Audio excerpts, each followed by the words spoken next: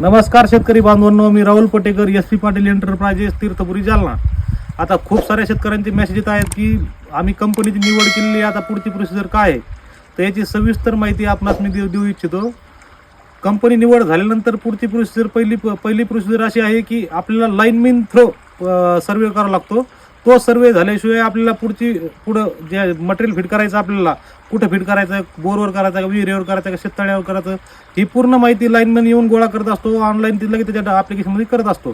त्यामुळं सर्वे करता वेळेस जिथं आपल्याला सोलर फिट करायचं तिथं त्याच जागेवर सर्वे करून घ्यायचा आहे, जेणेकरून उद्याला तुम्ही जर कधी दुसरीकडे सोलार पंप फिट करायचा झाला तर तो फिट करायला जमत नाही. त्यामुळे सर्व शेतकऱ्यांना आव्हान आहे की आता सर्वे करता वेळेसच तुम्ही ती फिक्स जागा ठरवून घ्यायची.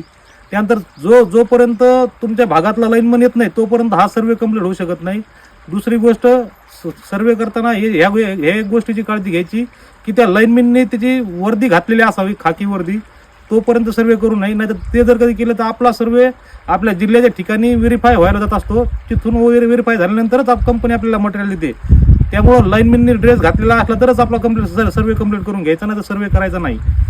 त्यानंतर सर्वे झाल्यानंतर आपलं मटेरियल घरपोच 60 दिवसाच्या आतमध्ये कंपनी देण्याचा अशी पॉलिसी आहे.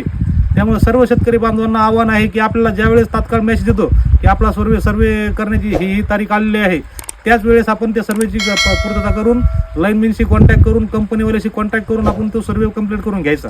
धन्यवाद.